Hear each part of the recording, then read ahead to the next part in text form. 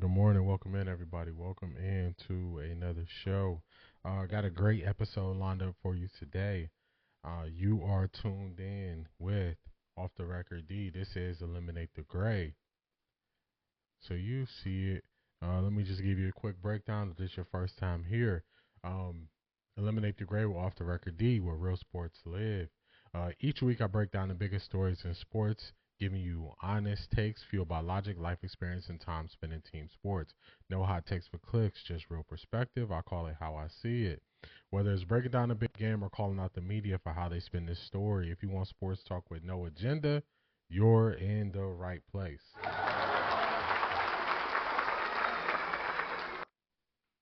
So y'all see the title, y'all see it on the screen. You see Shedeur's time to shine. This is going to be a Browns vs. Panthers preview. So if you haven't tuned in with me before, normally what I do is I cover multiple big stories in sports, but leading into the football season, and now that we got actually football back, we got guys tackling, we got guys running punt returns back in LeJontay Wester. We got guys actually playing football again. The schedule's going to change, so you definitely want to be subscribed. You want to subscribe on my YouTube channel so you could be notified. Got some big things coming up for this season. During the college football season, we'll be doing live reaction to Archie Manning and him being an official starter in Texas versus Ohio State. We'll be doing a reaction to that. We will be listening in to preseason games. So YouTube, I can't play video to games, but the Browns' next two preseason games, I will be listening in. We'll be having a listening party, so you can listen in if you're unable to tap in and watch those preseason games. Tonight, I'm live on location. I will be going to the Browns versus Carolina Panthers preseason game, so I'll be getting there early, get to see Shedeur warming up, try to capture as much footage as I can so I can put together a good video for you guys of me going to the game, and then just getting as much content as I can while I'm there. So I will not be doing the listening party for tonight's game, but the next two preseason games I'll be doing the listening party. Then when the regular season starts, we'll be doing listening parties where you can listen to the game or you can watch the game on TV, and then also be in a community where you can talk about the game and what's happening in the game with other people, other Browns fans, other Shedeur fans, and NFL fans alike. So that's what we got up and coming. So like, comment, and subscribe just so you can be a part of this community. So once the actual real NFL season gets here, you won't be out on the field by yourself, watching the games alone, because I know how that could be. But let's get to it. What are we talking about in today's episode? So today we're going to be looking at the Browns QB room, and we got 6 QBs. It's the talk of national media, so we're going to be breaking down the QB room. The Browns got something they need to work on. They got some problems that they need to work on that have been hindering them the last couple seasons under Kevin Stefanski. I'll let you know what those are and how actual Browns players are looking at things that they need to clean up. I'll let you know towards the end of the show what I'll be looking for, what I want to see, what my takeaways or kind of answers I want from this preseason game. So I'll let you know that later in the show. Also, sometimes we kind of get in a space where we only look at Cleveland-based media. And when you only look at Cleveland-based media, you kind of put yourself in a bubble. And sometimes, to make sure I'm not going crazy, I like to go outside of that bubble. So me wanting to go outside of the bubble, I started looking at some Carolina Panthers actual media. And I'm like, let me see how their coach answers questions. Let me see if it's just me who is kind of looking at these things crazy. Doing a quick sound check. All right, good. So my sound is good. Always want to do a sound check. I just have this paranoia. So I remember I recorded like a 2-hour and 40-minute podcast, and my sound was off, and I didn't recognize it because I didn't do a sound check early enough in the stream. So now I'm paranoid about that, so I always do a sound check early in the stream so the sound is good. So back to what I was saying. Sometimes we get caught in our bubble in Cleveland, and we got to look outside and say, okay, are we looking at this through the right lens? So I looked at the Carolina Panthers coach, a couple of his press conferences, And I'm like, are other coaches actually answering questions and giving information, or is everybody out here like Kevin Stefanski? And what do you know? Everybody is not out here like Kevin Stefanski. Some other coaches are actually answering questions, giving plans, telling you, hey, we're going to play starters. This is how many series we're going to get them. If this scenario happens, this is how we're going to adjust it. And then I was like, man, so this is a Kevin Stefanski thing. That's what it came down to. I was like, man, this is a Kevin Stefanski thing. So I think that's going to be a good thing to look at. We're going to get to some Zach Jackson, everybody's favorite. He keeps it real about what he sees out there at practice.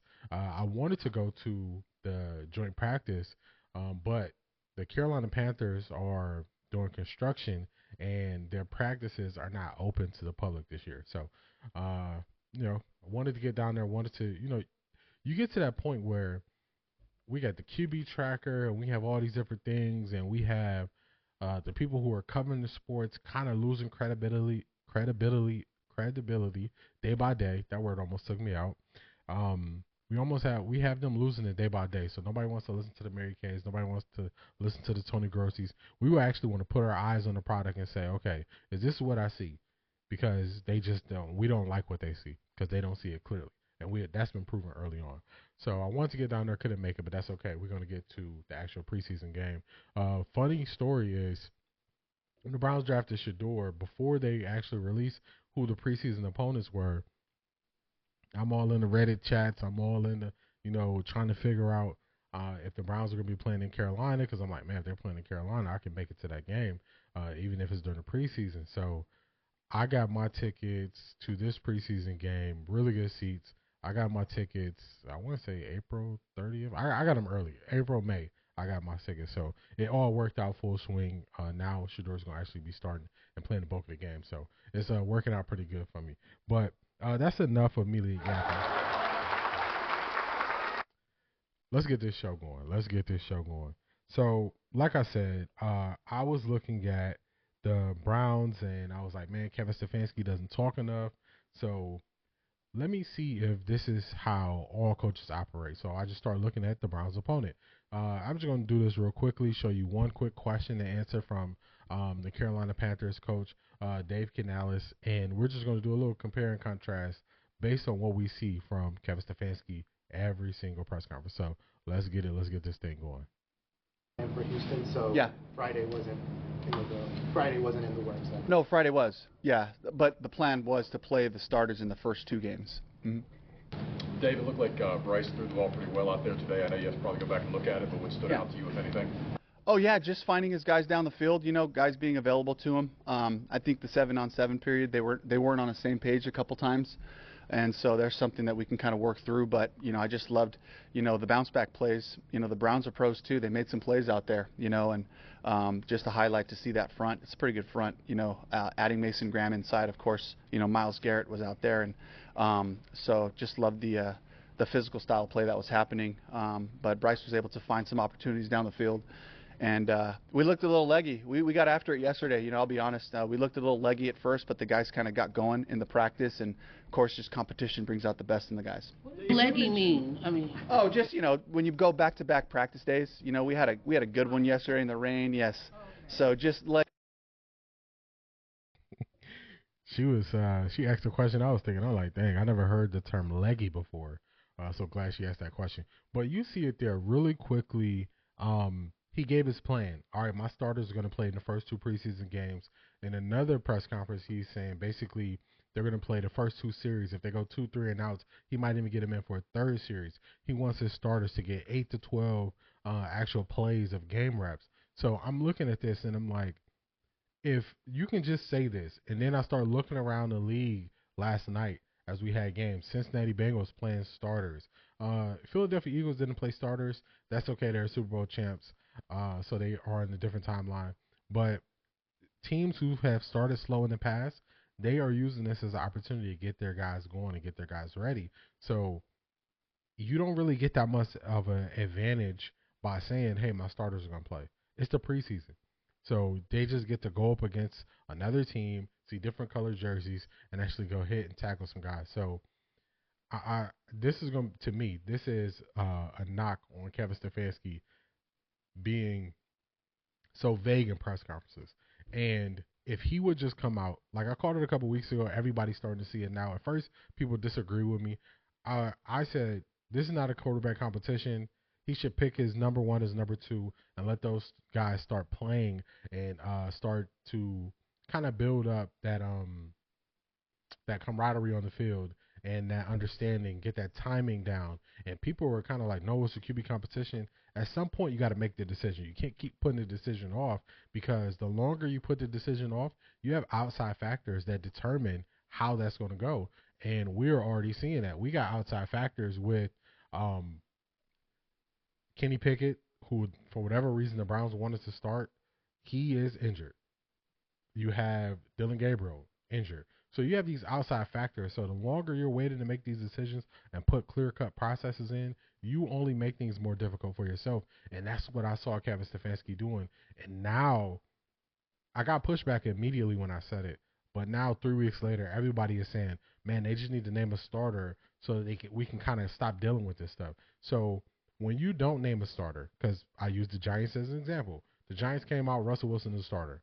And I was like, that was a good thing, because now they never have to receive a question about if Russell Wilson or a QB competition or any of these things. They eliminated it right away. The Browns know who they want to start. Even if it's Kenny Pickett, say Kenny Pickett is our starter. Like, just say it, move forward, start stacking the reps based on that, and stop doing this faux QB competition and giving Dylan Gabriel reps with the ones, reps with the twos, Kenny Pickett, who's injured, reps with the ones. Like, this stuff makes no sense. They're making this more complex than it needs to be. So I'm just starting to see this now. Everybody's coming around to it. So I'm one of those people where I think about, to get better at something, you got to keep stacking the wins. And the wins don't necessarily have to be big wins every day, but the first thing you got to stack is that consistency and showing up. And Kevin Stefanski is taking away their ability to stack with consistency. And I saw that as an issue right away. And now people are starting to see it. So let me get off my high horse with that with Kevin Stefanski.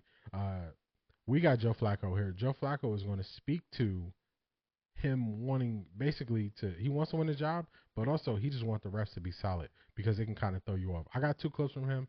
This might be the clip, so let's get it. Let's hear from Joe Flacco. Fair use for all the videos I'm using today.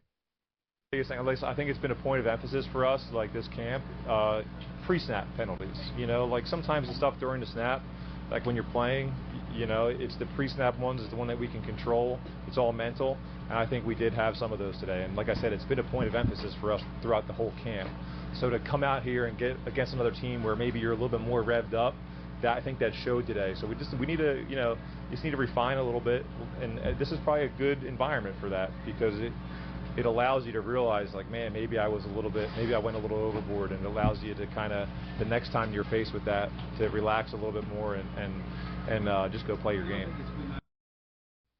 So that was the first clip. That was where I mentioned that the Browns are having some of the same problems that they had under Kevin Stefanski. So I remember hearing it from a couple beat writers who have been at the practices. They've been saying the Browns are having issues with pre-snap penalties. And what they tried to do was say, oh, Shedeur needs to get on top of these pre-snap penalties going into the preseason game. But the Browns have had trouble with pre-snap penalties last year, insane amount of penalties. This year, they're already starting off bad with a bunch of penalties, and Joe Flacco is calling this out that it happened in joint practice versus the Carolina Panthers, pre-snap penalties. So 2 things. I think it's unfair to say Shedeur has to clean this up when this was a problem before Shedeur even got here. This has been something under Kevin Stefanski that they have to get the penalty situation under control. This has been an issue for him at least 3 of the 5 years that he's coached previously here with the Browns. So this is not something you're going to blame on a rookie quarterback. The rookie quarterback wasn't here last year, and we had so many pre-snap penalties last year. So that's not going to work. He has to figure out a way to clean this up. So this is 2 knocks on Kevin Stefanski that I'm saying right away. He has to clean some things up as a coach. Let's get to the second Joe Flacco clip. This is where he's going to speak on reps. Say, because, like, you know, there's only a certain amount of reps out there, but guys are competing. You know, guys are really getting after it. I think they're starting to, as much as they can, learn a little bit about themselves and be able to dig a little bit deeper and realize they're starting to kind of, the light bulbs coming on of what it's going to take to be that consistent, team that we want to be. I think this organization's been close over the years. We've had some good teams here. Now it's just about getting that consistency, that competition up every single day to push ourselves. What do you expect to see from Shedeur now that we know he's going to start on Friday night? Oh, it'll be interesting. I think we'll all be, sitting there watching and be excited for, football to be going real time. And I think he's probably excited about that too. I mean, your first time to go in the NFL, I remember mine. I mean, I didn't get to play until the last 2 minutes of the game, but it's something that he'll remember forever. I mean, most of us have dreamt about this moment, since we were 5, 6, 7, 8 years old. So for him to get a chance to go out there and actually take the field, even though it's preseason, we're all going to be on the sidelines and at home and enjoying it. So. For sure. It's so funny because, I don't really think of it that way. We're just kind of going to work every day and doing our job, and we're in the room together. But yeah, that'll make it exciting. All right, so that is Joe Flacco. He started off that where he was talking about the reps, and he was saying basically that I might have missed it in that clip, but it was early on in the clip when he was speaking on the reps, and he said, hey, for us to get consistent, we got to get the reps. So you can't keep playing this 4 QB dance. It's not a QB competition. You have an idea who you want to start. We let you play this game for the first week. Now it's the second week. Stop playing this game. You got to get these guys ready to play. And the Browns offense, everybody's saying this was the best it looked versus Carolina. So far in camp, the Browns offense hasn't been able to move the ball, running the ball, haven't really moved the ball like they would like to versus the Browns defense. And the Browns defense didn't really hold up against Carolina. So it's not like we got a number 1 defense or a top 10 defense. They will have to show it and prove that they're a top 10 defense.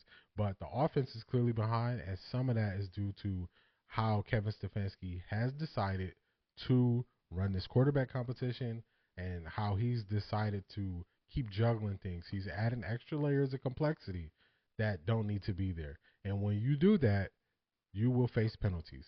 So, for instance, they keep giving all these reps to Dylan Gabriel and Kenny Pickett 7-on-7s. They're injured. They couldn't play in this game if you needed them to. If that is the case, let injured guys be injured. Stop taking reps away from guys who will need to play. Let Joe Flacco get more reps. Let Shedeur get more reps.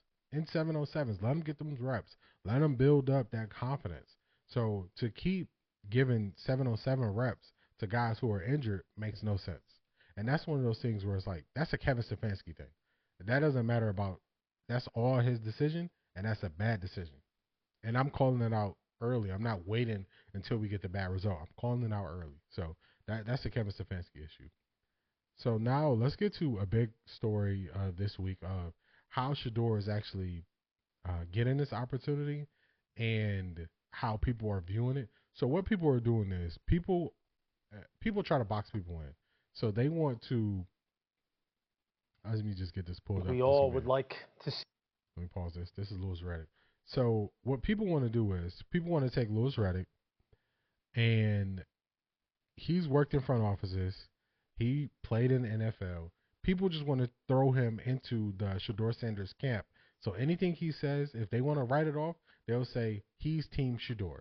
They won't say anything he's saying. They won't determine if it has any validity or anything that he's saying. They just say, oh, Shedeur camp. And that's how they kind of play it. So when people do that, people are looking for reasons to dismiss what you say and disregard what you are saying. And that's what they are doing with Louis Riddick, even when he says something valid. Now, he said this the other day, and when he said this the other day, everybody just said Shedeur could do no wrong.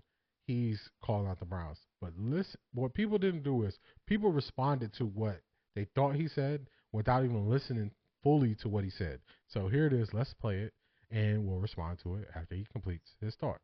See him get in terms of having first-team reps in a game setting. Now, the problem is he hasn't taken a whole lot of reps with the first team. So as I talked about previously here, this is the kind of scenario that you don't want. You want to go, you're going out there with the first team, but you haven't really repped with them. You haven't really gone through all the different calls that the quarterbacks that have been getting the majority of the 1s and 2s have gotten. So for him, hey, look, he may not be able to lock down the starting job with this performance, but he can definitely lose it. That's just the life of being a late-round draft pick. They expect you to be perfect, although you weren't necessarily set up for perfection. But if there's anybody who was built to handle this kind of opportunity, it's him, because of the kind of football he played at Colorado, because of the kind of young man that he is. So look, this is what we've been waiting to see. This is what all young draft picks want to see. And the only thing I'll say for him is this: you got to go out there, you got to make 1 or 2 wild plays, play a clean game, but you got to give them something to remember when they go back in those personnel meetings. Mark Scott, we've been talking a lot about Shedeur all off season through the. Okay, so after you hear that, do you hear this? The Browns are trying to sabotage him. Do you hear this overly negative view that people want to take it? He's calling out some things that are true. Shedeur has not taken any reps with the first team offense. That is a fact. That's not a lie. It doesn't matter how we feel about it.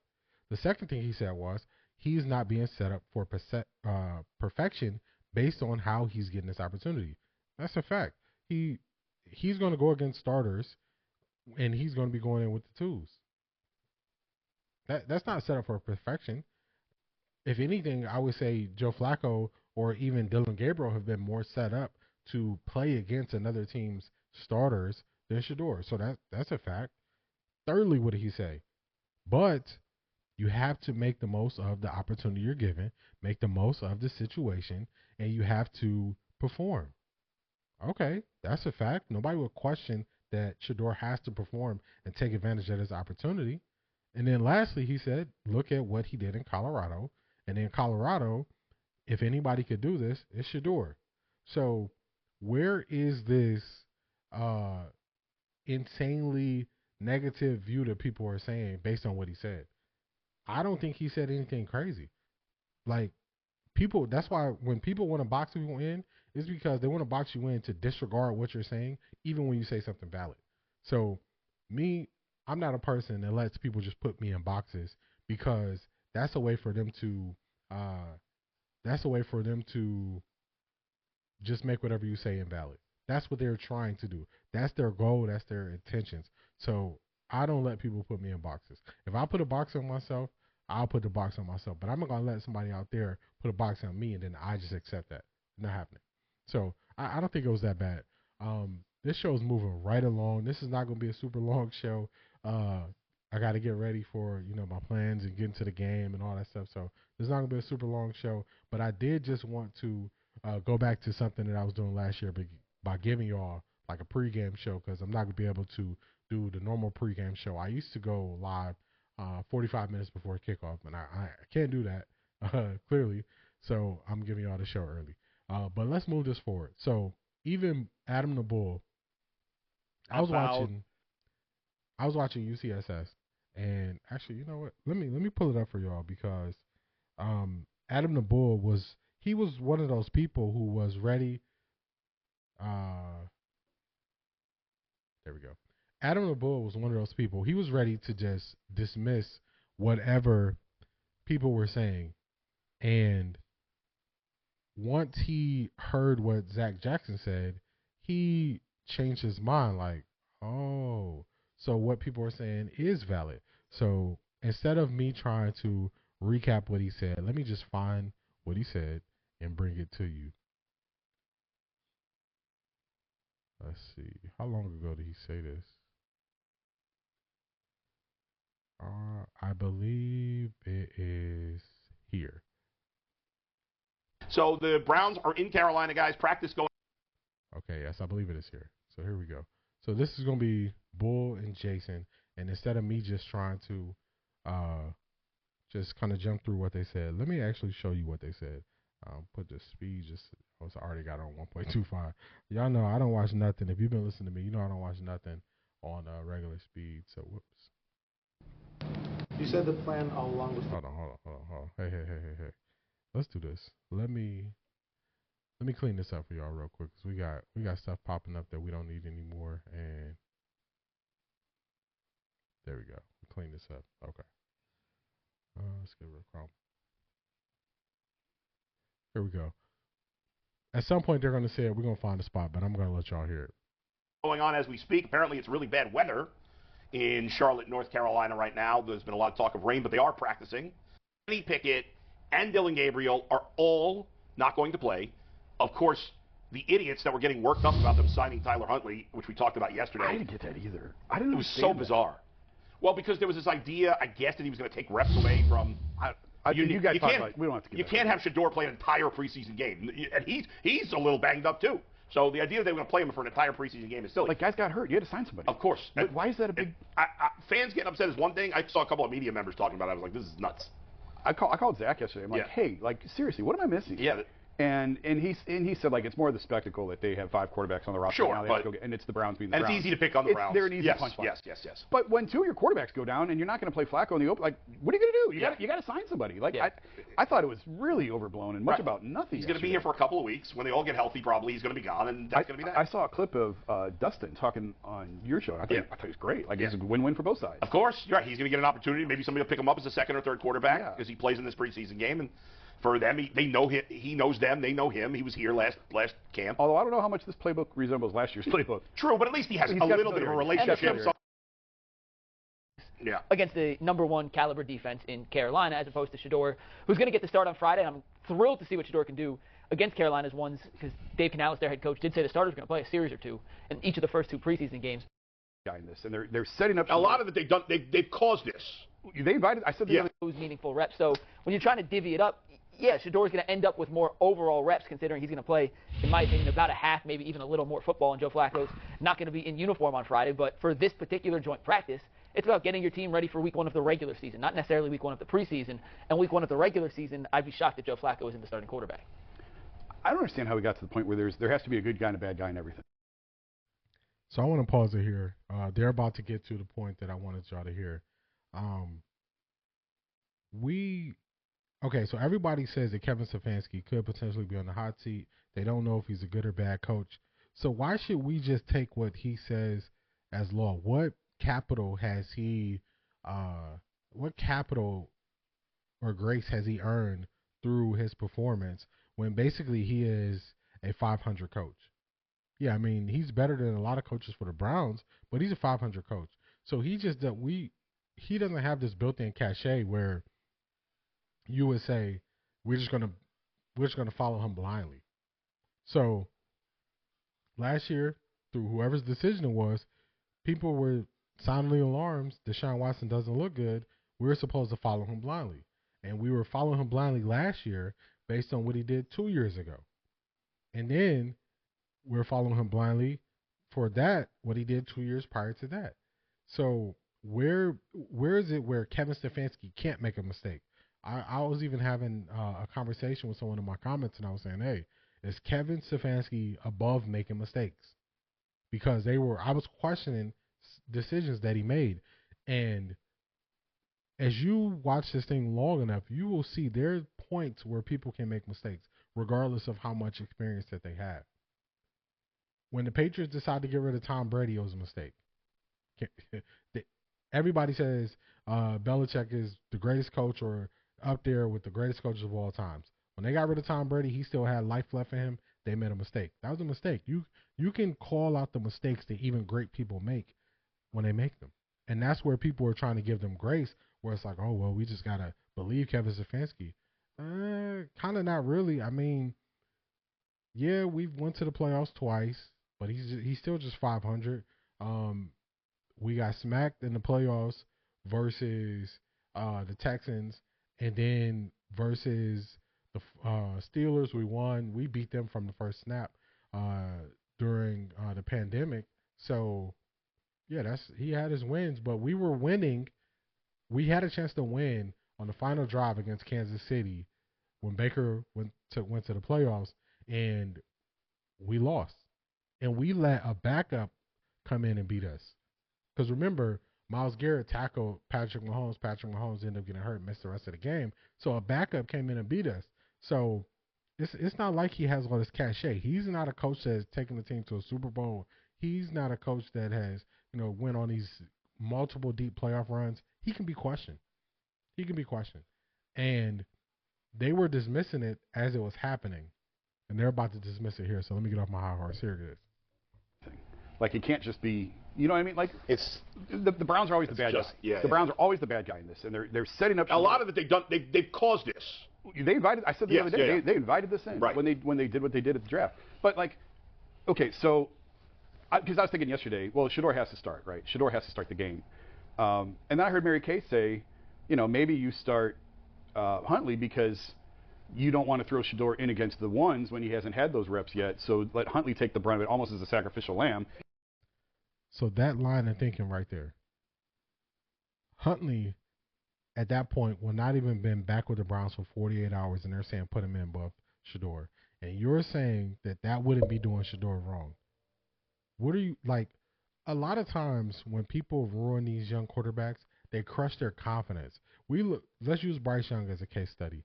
They were crushing Bryce Young's confidence early on, and then they had to build his confidence back up. So I was talking to somebody about Bryce Young and the difference that I see in him. He has his confidence back. That's the difference. His confidence is very important to a young quarterback.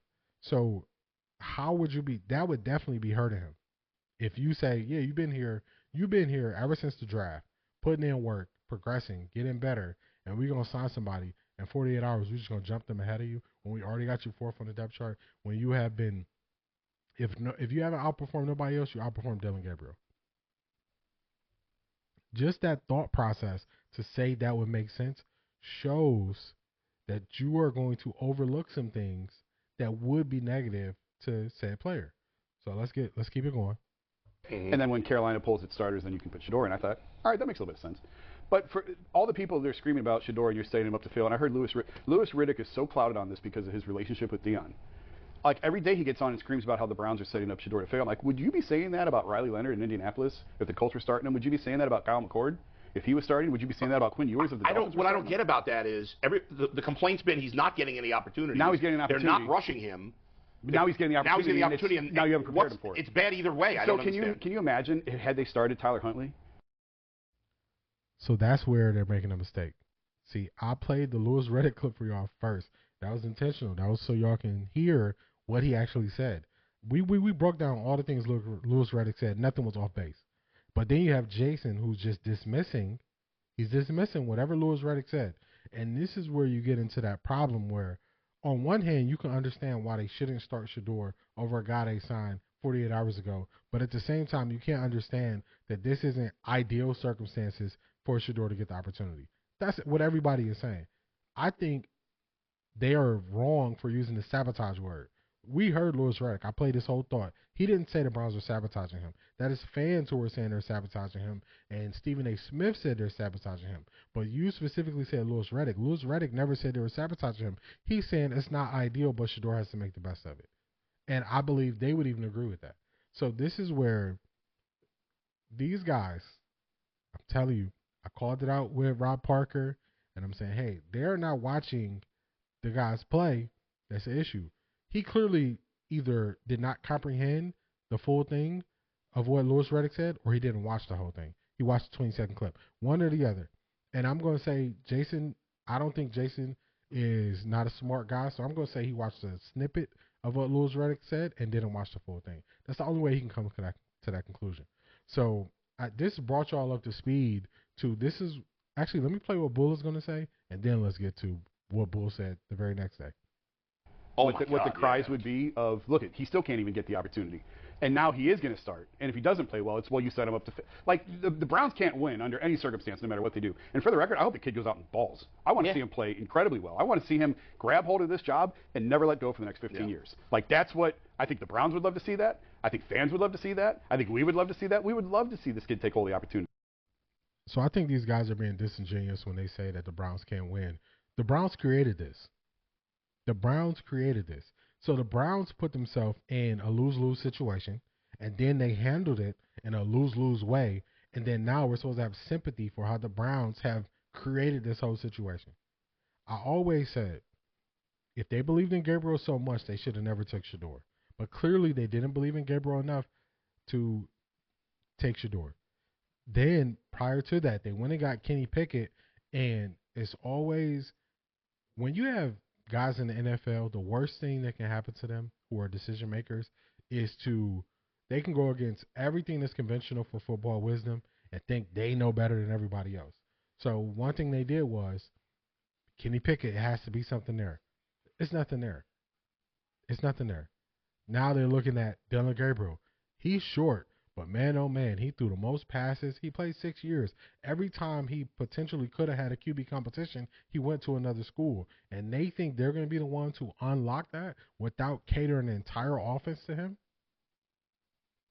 You can't keep playing the smartest in the room when you keep failing at it. You keep failing at it. Now, there's some stuff that I defend Barry for, but it's some stuff that's some knocks on him, and this is one of those knocks on him. And they created this entire mess, and now we can't play the sympathy card for them because they created the mess. Everybody saw it was a mess, and now you got people in NFL circles laughing at them because they created the mess and how they handle it. So another thing they're leaving out is they are treating Dillon Gabriel like he's the number one pick with the rep distribution, not pulling him back on the depth chart. They're not saying he could do anything to not look good. So even when he don't look good in practice, they say, man, that classroom, he looks real good in the classroom. Okay. He looks real good in the classroom. But this football games are not won or lost in the classroom. They're won or lost on the field. So if you're the smartest quarterback in the room, but you either physically can't see where to go with the ball or you can't do what you can do on the whiteboard on the field, what you do in the classroom doesn't matter. It's mute.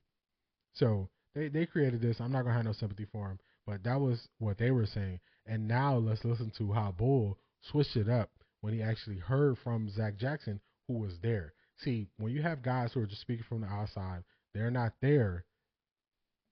People got the right to change their mind. I appreciate when somebody can say, nah, this is crazy, and then they change their mind once they hear another perspective of it. So let's get to Zach Jackson, and this is Bull. I got two clips. Okay. Talented of the rookie quarterback. So this is the first clip I want to play. You know, the Browns are out to get Shedeur Sanders. They're also stupid. Doesn't make any sense. But then you had an interesting tweet where you said where you seemed confused as to what the Browns were doing on the 7-on-7s. Yeah. Where Sanders didn't get a run. So what did you make of it by the time it was all done? Yeah, so of the four, he got the fewest reps. And then both times, 11-on-11 and 7-on-7, but his second time through, they gave him to Tyler Huntley, who's here to be the emergency quarterback, right? So I'm just like, what's going on? So, look, the joint practice was for Joe Flacco and the starters, and it's for getting the starters ready. And that's what training camp really is about, right? Sure. But the guy's going to start a game in 2 days. He's clearly the more talented of your two rookie quarterbacks. Circumstances have changed this thing. It's gone in a big circle, except for I think, Flacco's the clear leader, but Pickett's going to get healthy. But anyway, I just wonder why he couldn't get 2 more reps or 3 more reps. Like, put it this way, Bull. We're overreacting, certainly, right? We're not in the development stage, and everything they do has a purpose. Right. But like in minicamp, when we're overreacting, we're watching them go through handoff drills and the basics. Yeah. Now we're 3 weeks into training camp, and the preseason starts, and 2 weeks from the end of the preseason. So, like, I think it'd be time to let the most talented rookie play a little more. That's all. If that's a crazy thought, then people can call me crazy and call me an idiot because they do. I don't think it's a crazy thought at all. And I thought the fact that you brought up that this was odd opened my eyes, and I'm like, maybe all these people that are screaming and yelling are not crazy because Zach's saying there's something off here. And when you say there's something off. See, this is where I can applaud Bull. I don't have to agree with a person 100% of what they say, but I do applaud Bull for saying, hey, maybe I was viewing this wrong. Let me get another perspective and see what I was missing. And now he's saying, once he hears it, he's saying, man, so what Louis Riddick was saying wasn't that crazy. So Shedeur's going out there with the twos. Shedeur took no 7-on-7 reps. So that's just to build timing and all those things. So he had no 7-on-7 reps, and this was Wednesday. He's going to play in 2 days. So now they're saying, wait. Now I got to question what the Browns are doing. Now I got to question what the Browns are saying. And I think that's legit. I think it's perfectly fine questioning them because, like I said earlier, they haven't built up the cachet for us not to question them. They haven't done it. They have nothing that says we shouldn't question you. Too many times we tried to give them grace and they burned us. So now we got to question you. And I think This is. I don't like to do hot takes, but you know when a person say I don't like to do this or they add but after that, that means disregard everything they said first. I'm a human being. Disregard everything I said before, but to me, Kevin Stefanski, he has full control. That's why I said earlier, like he said, I'm gonna do this thing my way, which I get. When people get assurances or people believe they can't be fired, you really have to watch what they do with that, because in most cases, coming off a 3-14 season, coaching staff and front office will be on the hot seat. But when they're not on the hot seat and they are given assurances they'll at least get one more year, if they don't respond accordingly, they can do things worse that force the owner's hand to get them fired. If the Browns don't win, I'm calling it 6 games. If the Browns don't double their win total from last year, I can see them getting fired. If they also, besides not winning 6 games, they're a sloppy football team and are the top 3 in penalties on the year, I can see them getting fired. So when people get those assurances, they kind of get cocky and just don't think about the small steps of what they're trying to get to. So that's something to watch. I know I say in the intro, no hot takes, but that's a hot take for me. Only because this thing could be setting up to go south fast. And if this season goes south fast, now they're going to start taking a full year evaluation like, okay, if Dylan Gabriel proves that he is what everybody believes he is a backup, and they push him out there and he doesn't have success and it looks bad, and then on top of that you don't win 6 games, and then on top of that you're most penalized, how could the owner look at you and say we're any better than we were a year ago when we won 3 games? I don't think they could. So let's get back to Bull and Zach. I believe it more than anybody else. So what's the explanation? Is there an explanation? Did the Browns have an answer for that? There isn't a firm one, Bull. And look, they're in a weird situation. You know, Kenny Pickett and Dylan Gabriel are not healthy enough to participate in 11-on-11s, they say, right? So they're still getting them their work. So they're getting the bulk of the 7-on-7 stuff. Okay, like the quarterback competition's going on. I mean, it was really rainy here yesterday, like incredibly rainy for 2 days. And we weren't sure practice was going to go on time. And it ended up being delayed only like 15 or 20 minutes, right? But they get out there, they get going, the clouds clear. And the first thing I look down and Kenny Pickett's doing the walkthrough with the starters. Well, he's not playing 11-on-11 with the starters. So it is this whole balance of, you know, it's still just practice. It doesn't mean a ton. But that's a sign that the quarterback competition isn't over, right? That tells me that next week when they get back to Berea and back to Philly, that Kenny Pickett's going to be in there with the starters getting a chance to win this job. How's he going to do it? I don't know. They have their methods. I get it, right? And Shedeur Sanders is a 4th-string quarterback who's gotten more reps than any 4th-string quarterback ever has, probably in any camp, certainly in any camp I've seen. Right. For 2 days before he starts, couldn't you get him a couple more throws? It does seem especially if these 2 guys are hurt. Like, what's going on? Yeah. And especially. So this is where Bull fully came around to it, where he's saying he got to start in 2 days. Why are you not getting him a couple more throws? So that's where I don't think it's sabotage. I think it's incompetence, because I think you got to be smart to sabotage it. You got to show, you got to have a track record of you've made a lot of great decisions, and we're clearly making this decision because we know we're going to put him in a bad spot. And I don't think it's that. I think it's incompetence. And I think the show is incompetence is they're playing guys who can't run, can't move. They are giving them the 7-on-7 reps who are limited. They are giving them the reps over a guy who's healthy, who's actually going to play in 2 days. That says incompetence. That doesn't say sabotage. Because, like I said, to sabotage somebody, you got to be smart. What they're doing is incompetence, because I just don't think they really know the best way to do it. Hey, you can get mad at me, but that's how I see it. Especially when you're giving Tyler Huntley reps, which makes no sense. Which makes no sense. He's here to be the emergency guy. He's played in the NFL for 8 years. He can go in, and he's there to be a battering ram if he needs to be, right? Like, give the reps to Shedeur Sanders. It is strange. I mean, there's no doubt about it. And I think people that have been frustrated by the situation, and like you say, it's weird because compared to a typical 4th-string quarterback, he has gotten plenty of work. But he's not a typical 4th-string quarterback. No. And so it is all kinds of bizarre. You just said that, you talked about the Kenny Pickett thing. All right, so that's it for there. It's a Bull change of course, which I think that's what smart people do. Smart people get new information and they update how they view a situation. So shout out to Bull for switching up his stance there. I got another part of this Zach Jackson interview I want to play. So let's play it. Let's get to it. What is it that you think the Browns see, or at least saw, in Dylan Gabriel that maybe the rest of us are not seeing? processing, and Yeah. he does have an arm, right? But when he can't see, his fundamentals get all out of whack. So Right. I just see Dylan Gabriel as the next Kellen Moore and Colt McCoy and all these guys who played forever in college Yeah. and were in certain systems and thrived, and they get to the NFL and they're just overwhelmed by it. So I could be wrong, but everything we've seen through 2 months of the spring and 3 weeks of training camp tells me I've never been more right. So let's see where it goes. Yeah. Do you think he's a guy who's going to, like some of those guys you mentioned, certainly Colt McCoy, could be a backup in the league for very long, and that's it, or is he not even that? Are you asking if I think he'll be very good on TV? Yes, he will be. He will be.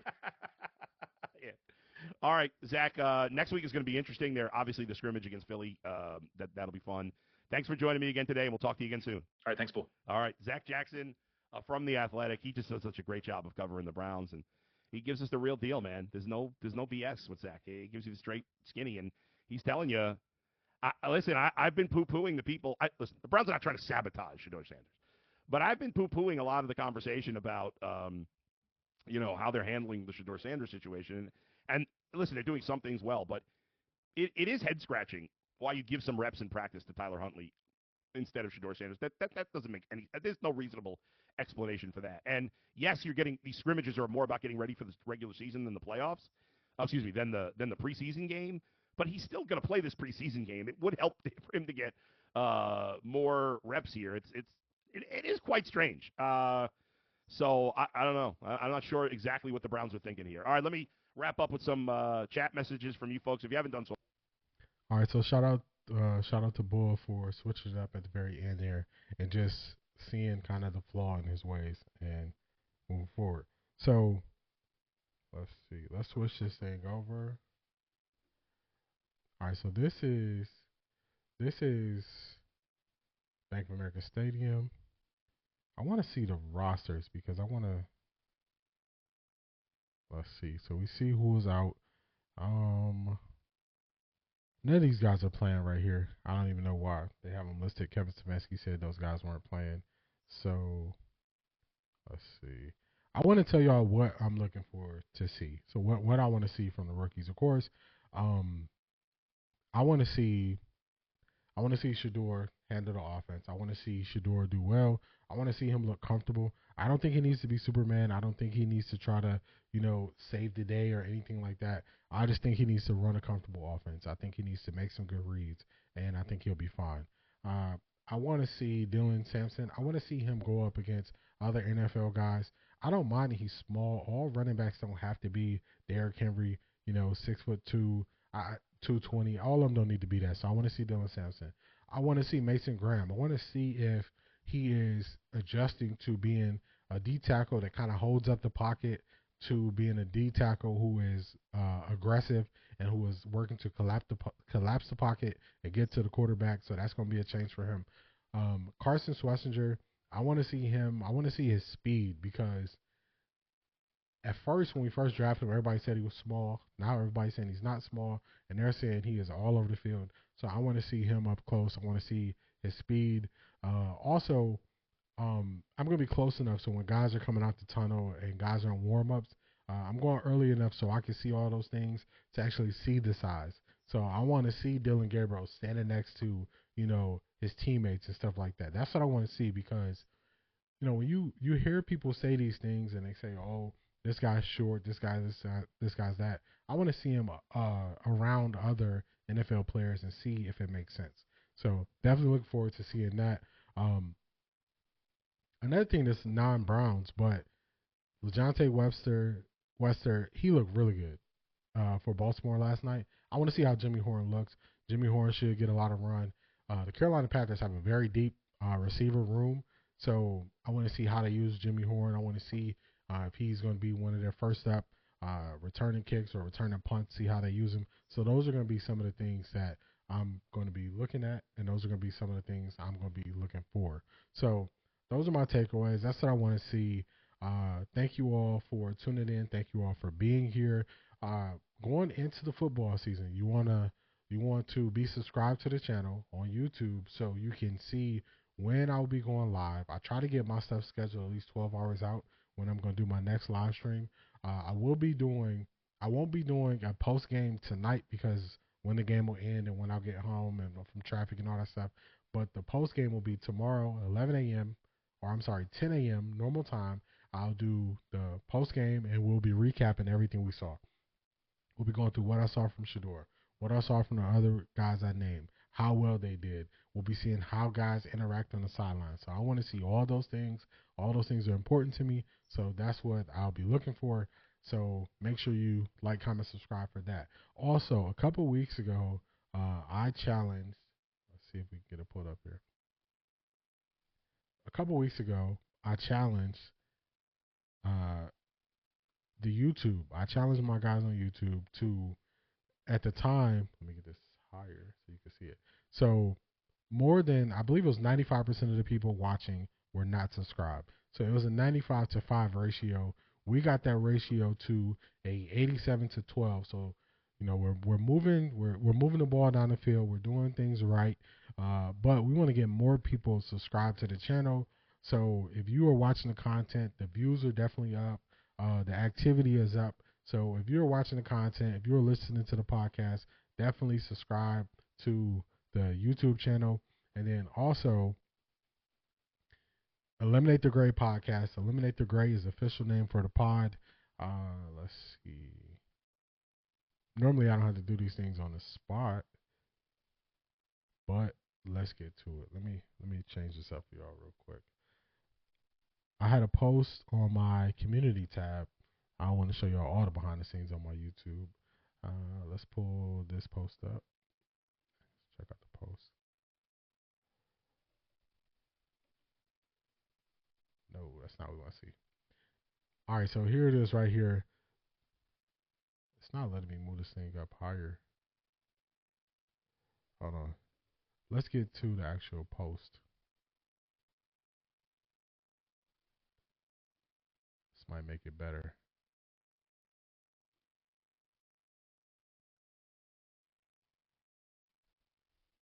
Then I'll show you all the post.